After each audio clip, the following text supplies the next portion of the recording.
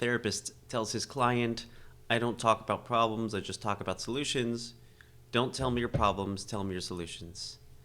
And the client thinks for a moment and says, well, I guess I have a drinking solution. We tend to see things two-dimensionally. We see problem, we see solution. And sometimes we'll even convince ourselves that we don't want to deal with the problem, we just want to deal with the solution, which is dealing with the problem. You can't solve a problem.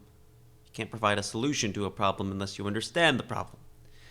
And there is an inherent risk in doing this.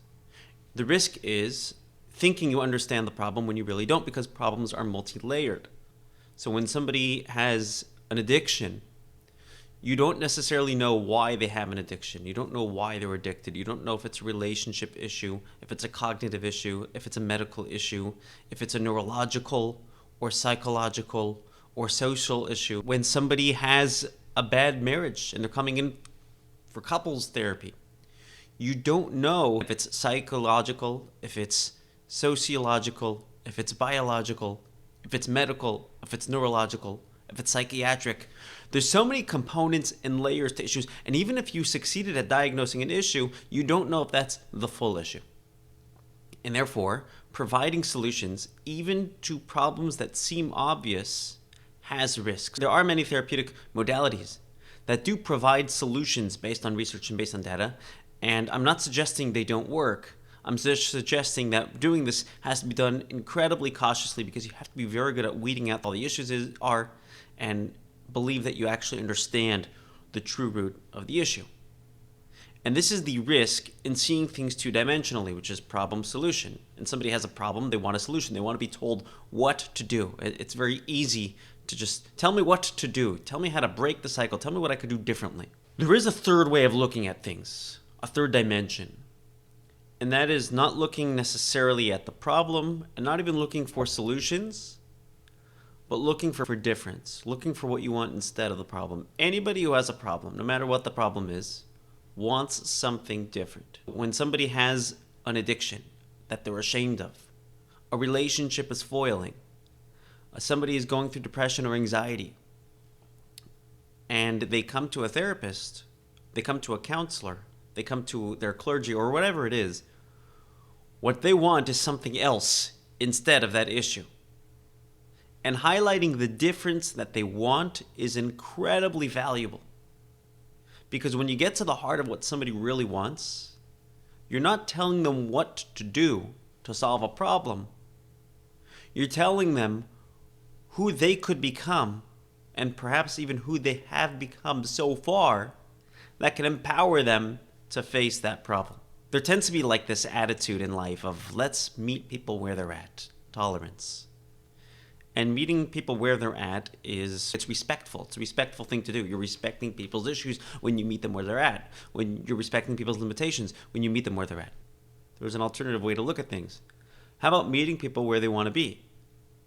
In other words, not focusing on their problems and limitations, but focusing on their possibilities through which they have the ability to flourish and grow incredibly.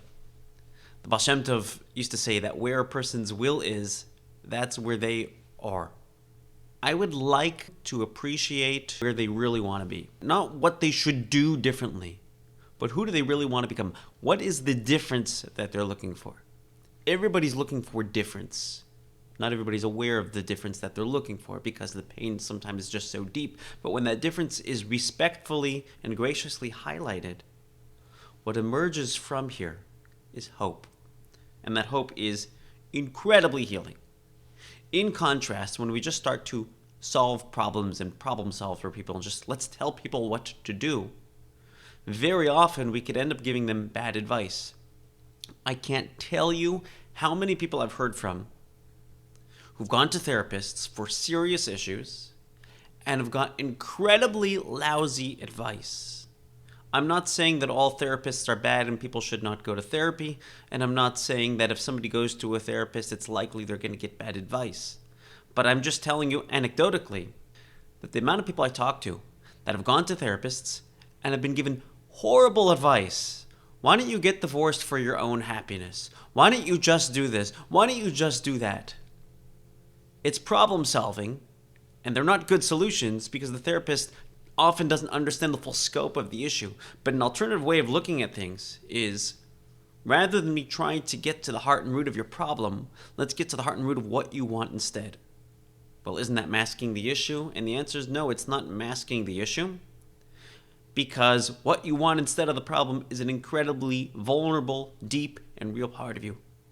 And the more that becomes relevant, the more that becomes meaningful, the more you're empowered to think about that, the more that can become real, true, and hopeful, and ultimately healing.